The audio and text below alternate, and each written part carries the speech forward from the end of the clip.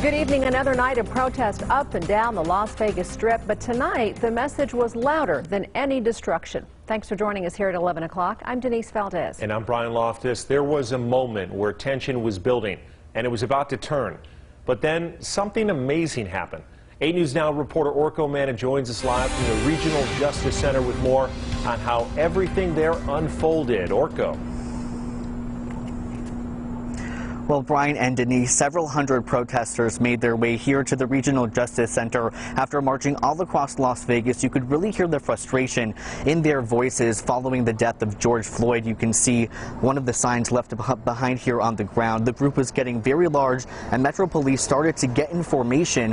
Officers blocked off the street wearing tactical gear and holding shields. But then this amazing moment happened. Protesters shaking hands with police. My photographer and I were in the middle of the crowd, and things were getting very tense in the several minutes leading up to this, but the situation remained peaceful. I heard demonstrators keep each other calm. Some were telling their fellow protesters to stay off the street and to not throw anything at police. Many also took a knee and held their signs up, the epitome of a peaceful protest. The protest first started near the Trump Tower earlier in the evening, and then protesters kind of broke off into different groups. They headed south on the Las Vegas Strip, passing the Bellagio, and others stayed around the Resorts World area. We were following the protesters as they made their way through the area, and whether it was on the Las Vegas Strip, here downtown, or near Trump Tower, we can tell you things remained peaceful. This on the 5th night of protests in Las Vegas. Reporting live downtown tonight, Orko Manna, 8 News Now.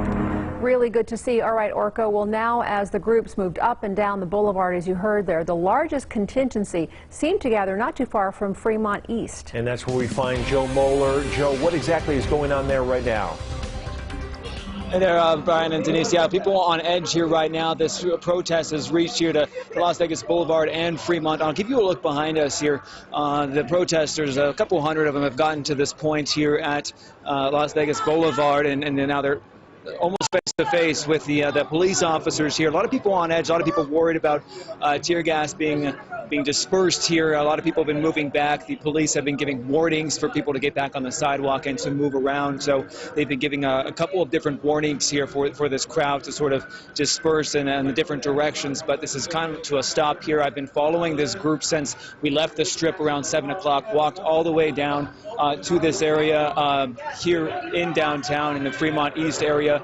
It's come to a stop here. We're hearing a lot of sirens. We're just watching this group go almost face-to-face with police, and a lot of people here getting ready to disperse. They're getting these warnings, so we're going to keep an eye on this. We're kind of keeping our distance just in case anything does happen there at that intersection, but they are asking for this crowd to sort of disperse in a number of directions, so we'll keep an eye on this, and we'll give you the latest. I'll send it back to you. All right, Joe, stay safe. So as we mentioned tonight, those gathered seemed to move up and down the Strip, actually staying on the sidewalk in groups. That was pretty much the theme along the Strip. 8 News Now reporter Sally Jaramillo now live near Sammy Davis Jr. and D.I. And Sally, we do understand you spoke to a member of the Floyd family. That's right. As the area tonight, the focus was more on the message. The people we spoke to said they had no interest in causing trouble and do not support the looting and vandalizing that we've seen over the past several nights. They also said racism is a choice and that every officer involved in the murder of George Floyd needs to be held accountable. And yes, one of those we spoke to said she was a second cousin to Mr. Floyd. On behalf of the Floyd family, we appreciate everybody who's been, like, holding up signs and just showing their support, like standing with us. Like, we really appreciate this. It means a lot to us. Things need to change, and this is not right. I want police to stop killing black people because Black lives matter. And until Black lives matter, all lives will matter.